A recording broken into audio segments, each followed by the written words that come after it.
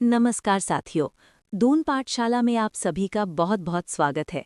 आज हम यूकेएसएससी हिंदी के पीवाईक्यू क्वेश्चंस देखने की कोशिश करेंगे। अगर वीडियो पसंद आएगी तो अपने यार दोस्तों के साथ जरूर शेयर करना। 1. आछरी को मतलब हूंद। ए. भली। बी. कृष्ण को गोपियों की आत्मा या अप्सरा। सी. जलेबी जनू पकवान। डी. ब्याखंड को बगत। Answer B. आछरी शब्द का अर्थ है कृष्ण की गोपियों की आत्मा या अप्सरा।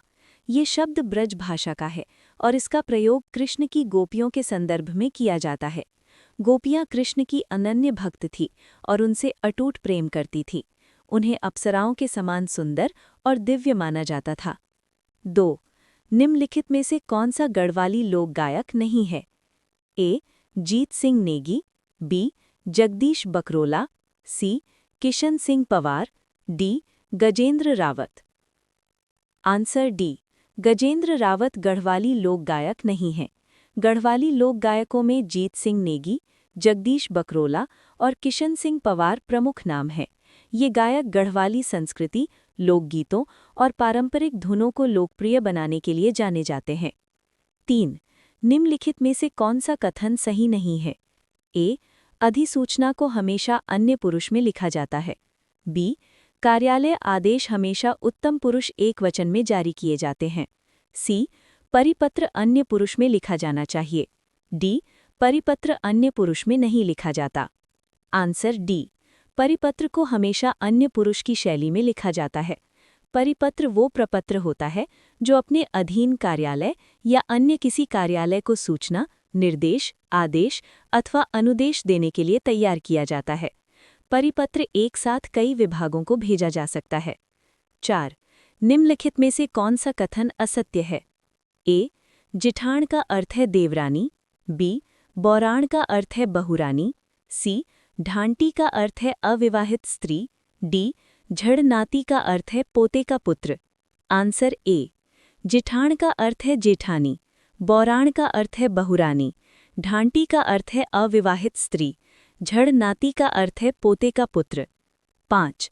निम्नलिखित साहित्यकारों को जन्मतिथि के अनुसार सही अनुक्रम में व्यवस्थित कीजिए। क. महादेवी वर्मा। ख. सुमित्रा नंदन पंत। ग. सूर्यकांत त्रिपाठी निराला। घ. जयशंकर प्रसाद। निम्नलिखित विकल्पों में से सही उत्तर चुनिए। ए. क, ग, ख, घ। बी. घ, ग, क, ख। सी. घ, ग, ख, क। डी. घ, क, ख, ग। Answer C. साहित्यकारों की जन्मतिथि के अनुसार सही अनुक्रम में इस प्रकार है। क. जयशंकर प्रसाद 30 जनवरी 1989। ख. सूर्यकांत त्रिपाठी निराला 21 फरवरी 1999। ग. सुमित्रा नंदन पंत 20 मई 1900। घ. महादेवी वर्मा 26 मार्च 1907। जयशंकर प्रसाद, महादेवी वर्मा, सूर्यकांत त्रिपाठी निराला और सुमित्रा नंदन पंत जी छायावाद के स्तंभ माने जाते हैं।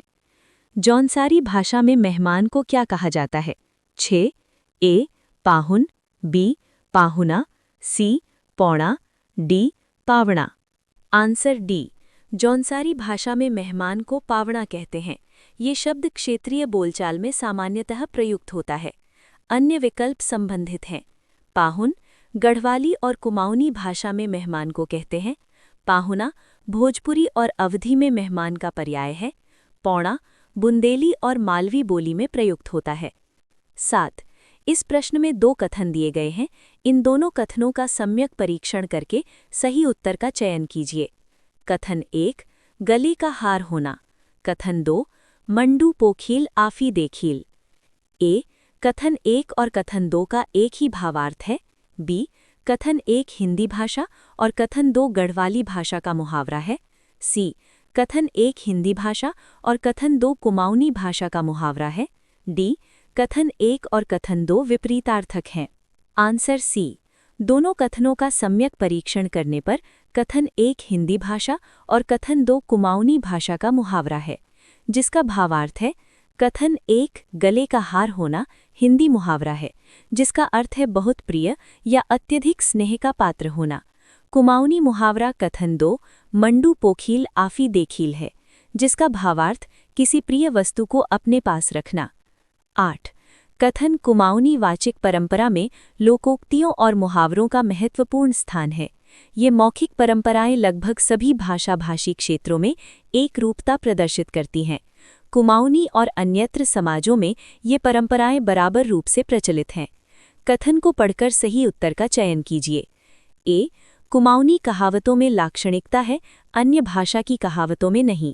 बी कुमाऊनी में अन्य भाषाओं की कहावतों के नमूने पाए जाते हैं। सी अन्य भाषाओं की कहावतों में कुमाऊनी लोकोक्तियों के भाव निहित हैं। डी कुमाऊनी और गढ़वाली कहावतों में आपस में पर्याप्त भिन्नता है। आंसर सी कुमाऊनी वाचिक परंपरा में लोकोक्तियां और मुहावरे अन्य भाषाओं से प्रभावित हैं, जो विभिन्न समाजों में समान रूप से प्रचलित हैं। इसका अर्थ है कि अन्य भाषाओं की कहावतों में कुमाऊनी लोकोक्तियों के भाव निहित हैं, जिससे ये स्पष्ट होता है कि इन कहावतों में आपसी समानता और आदान प्रदान है। 9 निम्नलिखित में से कौन सी पत्रिकाएं कुमाऊनी भाषा में प्रकाशित की जाती हैं? 1 पहरू, 2 आदली कुशली, 3 घराट, 4 भैरू। आंसर बी दिए गए विकल्पों में से पहरू और आदली कुशली पत्रिकाएं कुमाऊनी भाषा में प्रकाशित की जाती हैं। घराट या घटाट उत्तराखंड में एक पारंपरिक जल चालित चक्की है, जिसका उपयोग अनाज पीसने के लिए किया जाता है। ये चक्की नदियों या झरनों की पानी की शक्ति से चलती है और ग्रामीण जीवन का अभिन्न अंग है। 10 निम्नलिखित सूची 1 व सूची 2 को सुमेलित करते हुए दिए गए कूटों में से सही उत्तर का चयन कीजिए। सूची 1 और सूची 2। क राजी, 1 शौका, ख भोटिया, 2 कुरी, ग थारू, 3 तोमर, घ बोक्सा, 4 बनरौत। कूट क ख ग घ, ए 1 2 3 4, B 4 1 2 3, C 4 1 2 3, D 4 1 3 2। Answer B सूचियों का सही मिलान इस प्रकार है। सूची 1 और सूची 2।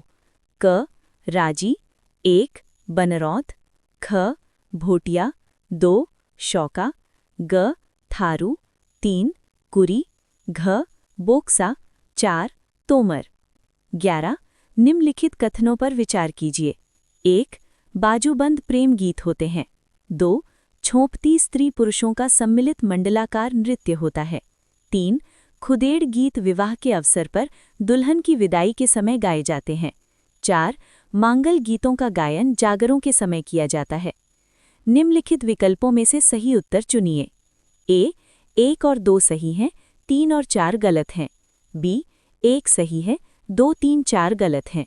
सी 2 सही है, 1 3 4 गलत हैं। डी 1 2 3 सही हैं, 4 गलत हैं। आंसर ए बाजूबंद प्रेम गीत होते हैं। ये उत्तराखंड में खेती के मौसम में गाए जाने वाले पारंपरिक गीत हैं। ये गीत मधुर छंदों और लयबद्ध ताल के माध्यम से उत्तराखंड के ग्रामीण जीवन में लचीलापन और समुदाय की भावना को मूर्त करते हैं। छोंपती स्त्री पुरुषों का सम्मिलित मंडलाकार नृत्य होता है। खुदेड़ गीत भावनात्मक लोकगीत है, जो लालसा और अलगाव की भावनाओं को व्यक्त करता है तथा पुनर्मिलन की गहरी उम्मीदों और भावनाओं को दर्शाता है। मांगल गीत उत्तराखंड की जीवंत शादियां मंगल गीतों से जीवंत हो उठती हैं, जो परिवार के दोनों पक्षों द्वारा गाए जाने वाले शुभ गीत हैं। अतः स्पष्ट है कि कथन 1 2 सही है, जबकि 3 4 गलत हैं। 12 निम्नलिखित सूची 1 को सूची 2 से सुमेलित करें। सूची 1 सूची 2। 1 सिल्की बांध, ए प्रीतम भरतवान, 2 ओटुआ बेलण, बी मंगलेश डंगवाल, 3 मोहना तेरी मुरली, सी नरेंद्र सिंह नेगी, 4 सौना गां की बांध, डी साहब सिंह रमोला। निम्नलिखित विकल्पों में से सही उत्तर चुनिए। A 1 D, 2 C, 3 A, 4 B, B 1 B, 2 A, 3 C, 4 D, C 1 B, 2 C, 3 A, 4 D, D 1 C, 2 A, 3 B, 4 D. Answer C. सूचियों का सही मिलान इस प्रकार है। सूची 1 और सूची 2। 1 सिल्की बांध, ए प्रीतम भरतवाण, 2 ओटवा बेलण, बी मंगलेश डंगवाल, 3 मोहना तेरी मुरली, सी नरेंद्र सिंह नेगी, 4 सौला गां की बांध, डी साहब सिंह रमोला। 13 महात्मा गांधी किसको चाहते थे भारत की राजभाषा बनाना? ए उर्दू, बी हिंदी, सी अंग्रेजी, डी हिंदुस्तानी। Answer B. वर्ष 1936 ईस्वी में गांधी जी ने कहा, अगर हिंदुस्तान को सचमुच आगे बढ़ाना है तो चाहे कोई माने या ना माने, राजभाषा तो हिंदी ही बन सकती है, क्योंकि जो स्थान हिंदी को प्राप्त है वो किसी और भाषा को नहीं मिल सकता। 14 कौरवी बोली। 14 कौरवी बोली के नामकरण करता है ए ग्रियर्सन, बी ईश्वर चंद्र गुप्त, सी राहुल सांकृत्यायन, डी उपर्युक्त में से कोई नहीं। Answer C. कौरवी नाम हिंदी के प्रसिद्ध लेखक राहुल सांकृत्यायन ने दिया था। साहित्यिक भाषा बनने के पश्चात इसका नाम खड़ी बोली पड़ा। इसका जन्म शौरसेनी अपभ्रंश से हुआ है। इनमें से कौन सी भाषा संविधान की 8वीं अनुसूची में शामिल नहीं है? A Hindi, B Nepali, C Rajasthani, D Gujarati. Answer C. दी गई भाषाओं में राजस्थानी भाषा 8वीं अनुसूची में शामिल नहीं है। संविधान की 8वीं अनुसूची में 22 प्रादेशिक भाषाएं हैं, जबकि प्रारंभ में इसमें 14 भाषाएं थीं। समय समय पर विभिन्न संशोधनों द्वारा कुछ अन्य प्रांतीय भाषाएं जोड़ी गईं, जिनका विवरण इस प्रकार है। 21वां संशोधन 1967, सिंधी। 71वां संशोधन 1992, कोंकणी, मणिपुरी, नेपाली। 92वां संशोधन 2003, बोडो, डोगरी, मैथिली, संथाली। वर्तमान समय में संविधान द्वारा स्वीकृत भाषाओं की संख्या है A 14, B 22, C 20, D 26। Answer B. भारतीय संविधान की 8वीं अनुसूची में वर्तमान समय में 22 आधिकारिक भाषाओं को शामिल किया गया है। ये भाषाएं हैं 1 असमिया, 2 बंगाली, 3 बोडो, 4 डोगरी, 5 गुजराती, 6 हिंदी, 7 कन्नड़, 8 कश्मीरी, 9 कोंकणी, 10 मलयालम, 11 मणिपुरी, 12 मराठी, 13 नेपाली, 14 उड़िया, 15 पंजाबी, 16 संस्कृत, 17 संथाली, 18 सिंधी, 19 तमिल, 20 तेलुगु, 21 उर्दू, 22 मैथिली। 17 राजभाषा संबंधी संवैधानिक अनुच्छेद है ए 343 से 351 तक, बी 340 से 348 तक, सी 341 से 353 तक, डी 342 से 354 तक। Answer A. राजभाषा संबंधी संवैधानिक अनुच्छेद संविधान के भाग 17 में अनुच्छेद 343 से 351 तक विदित है। संविधान के अनुच्छेद 343 के खंड 1 में हिंदी को संघ की राजभाषा के रूप में मान्यता प्रदान की गई है, जिसकी लिपि देवनागरी है।